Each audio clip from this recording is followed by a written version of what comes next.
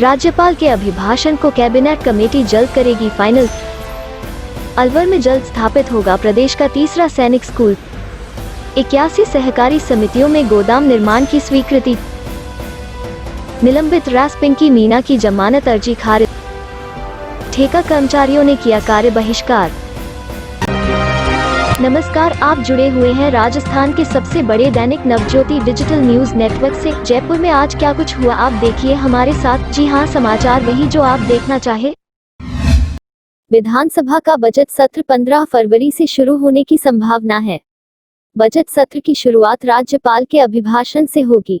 राज्यपाल के अभिभाषण को जल्द ही मंत्रिमंडलीय कमेटी अंतिम रूप देगी।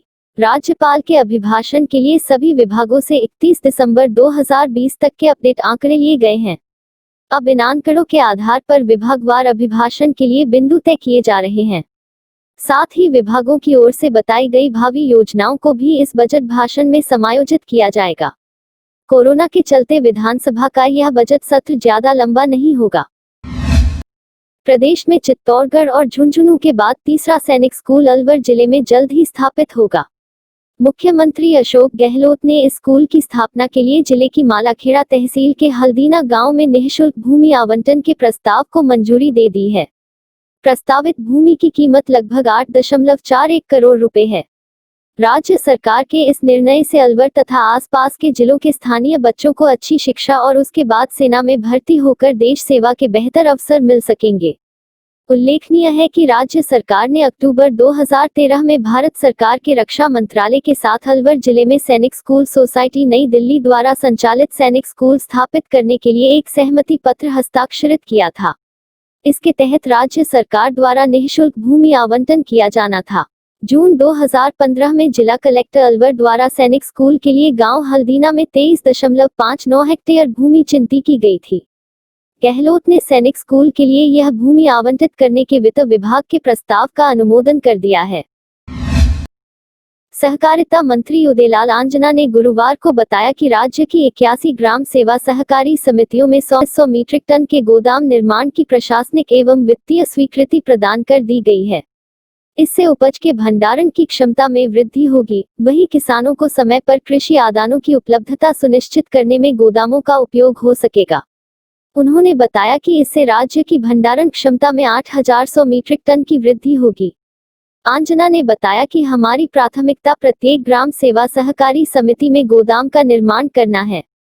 उन्होंने बताया कि 25 जिलों में बनने वाले इन गोदामों पर 9.72 करोड़ रुपए व्यय होंगे। 100 ग्राम सेवा सहकारी समितियों के लिए प्रति समिति 12 लाख रुपए व्यय होंगे। एसीबी मामलों की विशेष अदालत क्रम 2 ने हाईवे निर्माण कंपनी से 10 लाख रुपए की रिश्वत मांगने के आरोप में न्यायिक अभिरक्षा में चल रही निलंबित आरएएस पिंकी मीना की जमानत अर्जी को खारिज कर दिया है। जमानत अर्जी में कहा गया कि प्रकरण में उसे फंसाया गया है। प्रार्थी ने ना तो रिश्वत की मांग की थी और ना ही एसीबी ने उससे कोई बरामदगी की है। इसके अलावा उसकी 16 फरवरी को शादी होने वाली है। ऐसे में उसे जमानत पर रिहा किया जाए। इसका विरोध करते हुए सरकारी वकील ने कहा कि आरोपी ने 10 लाख रुपए की रिश्वत मांगी थी, जिसके सत्यापन के बाद एसीबी ने आरोपी को गिरफ्तार किया है। यदि आरोपी को जमानत दी गई तो वह केस को प्रभावित कर सकती है, इसलिए आरोपी को जमानत का लाभ नहीं दिया जाए। दोनों पक्षों की बहस सुनने के बाद अदालत ने जमानत को खारिज कर दिया है। एसएमएस अस्पताल में कार्यरत ठेका कर्मचारियों ने अपनी विभिन्न मांगों को लेकर सुबह से ही कार्य बहिष्कार कर दिया। कार्य बहिष्कार में एसएमएस मेडिकल कॉलेज से जुड़े अन्य अस्पताल के ठेका कर्मी भी शामिल हैं। ठेका कर्मियों ने नियमितीकरण, ठेका प्रथा समाप्त करने जैसी मांगों को लेकर मोर्चा खोल दिया है। उनका कहना है कि ठेकेदार उनका शोषण करते हैं और ऐसे में उनका घर परिवार चलाना मुश्किल हो गया है। इन्हीं मांगों को लेकर ठेका कर्मी एसएमएस अस्पताल के पोर्च में एकत्रित हो गए और जमकर नारेबाजी की। उनका कहना है कि जब तक हमारी मांगें नहीं मानी जाती तब तक विरोध जारी रहेगा। इस दौरान ओपीडी में मरीजों की पर्चियां नहीं कट पा रही हैं और वार्डों में भी मरीजों को खासी परेशानी झेलनी पड़ी है। एयर बबल योजना के तहत गुरुवार को 2 इंटरनेशनल फ्लाइट जयपुर एयरपोर्ट पर पहुंची। जानकारी के अनुसार एयर अरबिया की फ्लाइट शारजाह से और स्पाइस जेट की फ्लाइट रस अल खैमा से जयपुर एयरपोर्ट पर पहुंची। यहाँ यात्रियों की स्क्रीनिंग व मेडिकल जांच के बाद उन्हें बसों से संस्थागत क्वारंटाइन सेंटर के लिए भेजा गया। अब बच्चों में तनाव, बेचैनी तथा अन्य मानसिक स्वास्थ्य संबंधी समस्याओं के लिए अभिभावक तथा आमजन विशेषज्ञों से निःशुल्क परामर्श ले सकते हैं। बच्चों में मानसिक तनाव को दूर करने, बाल अपराधों की शिकायतों को दर्ज करने व बाल अधिकारों के संरक्षण के लिए बनाए गए कानूनों की जानकारी देने के लिए राजस्थान राज्य बाल अधिकार संरक्षण आयोग ने हेल्पलाइन की शुरुआत की है। स्वयंसेवी संस्था save the children, mind Piper व इंडस एक्शन के सहयोग से इस राज्य स्तरीय हेल्पलाइन उम्मीद को प्रारंभ किया गया है।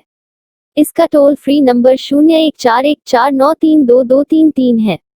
राजस्थान राज्य बाल अधिकार संरक्षण आयोग की अध्यक्ष संगीता बेनीवाल ने बताया कि अब बच्चों में तनाव, अन्य मानसिक स्वास्थ्य संबंधी समस्याओं के लिए हमने हेल्पलाइन शुरू की है। हेल्पलाइन के टोल फ्री नंबर पर सोमवार से शनिवार प्रातः 10 बजे से शाम 7 बजे तक बालकों में होने वाले तनाव, अवसाद इत्यादि की समस्याओं को विशेषज्ञों द्वारा सुनकर उनका समाधान किया जाएगा। विहिप के क्षेत्रीय कार्यालय भारत माता मंदिर में गुरुवार को सांभर जिला का संपन्न निधि कार्यक्रम आयोजित हुआ। श्री राम जन्मभूमि तीर्थ क्षेत्र की ओर से अयोध्या में बनाए जा रहे श्री राम मंदिर के लिए 1,25,59,104 रुपए की राशि का समर्पण प्राप्त हुआ।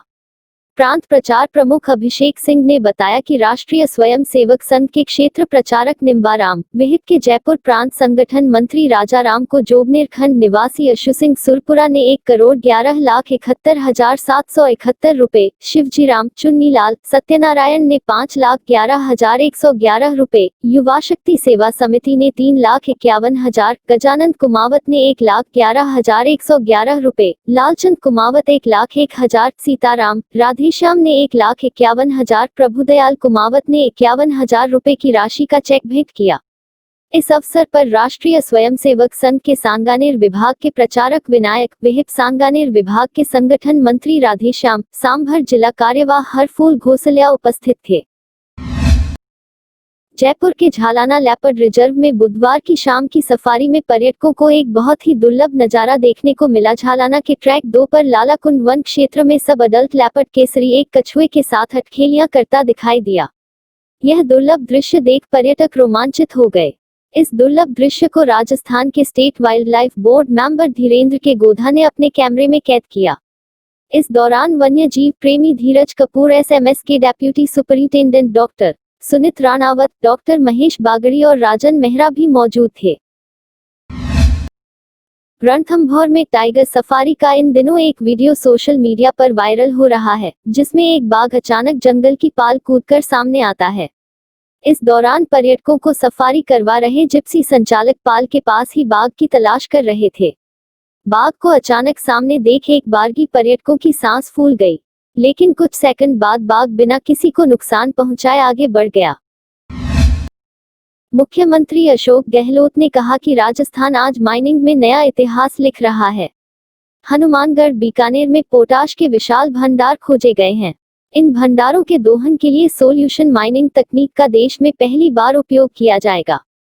इस हेतु आज राज्य सरकार, RSMML व MECL के मध्य MOU पर हस्ताक्षर हो रहे हैं। इससे प्रदेश में पोटाश उत्पादन का मार्ग प्रशस्त होगा। इस उपलब्धि से खेत खलिहानों में पोटाश उर्वरक और कल कारखानों में इस खनिज की मांग पूरी करने में हम सक्षम बनेंगे और विदेशी आयात पर निर्भरता समाप्त होगी। इस रात की सुबह नहीं होती जब तक हाथ में उसकी गर्माहट नहीं होती। चाय का प्याला, अखबार साथ पुराना है, मिट्टी से जोड़ता है। खबरों की खुशबू से सारा घर महकता है। हर रंग में ढला कहानियों से किस्सों तक ले जाता है बेरोक टोक। देश के हर हिस्से तक ये हकीकत का आईना है, ख्वाबों को सच करके दिखाता है। दैनिक नवज्योति, आपके लिए, आपके साथ। ये थे आज के मुख्य समाचार। विस्तार से जानने के लिए पढ़ते रहिए दैनिक नवज्योति। दैनिक नवज्योति के YouTube चैनल को सब्सक्राइब करें और ताज़ा अपडेट के लिए बेल आइकॉन दबाएं।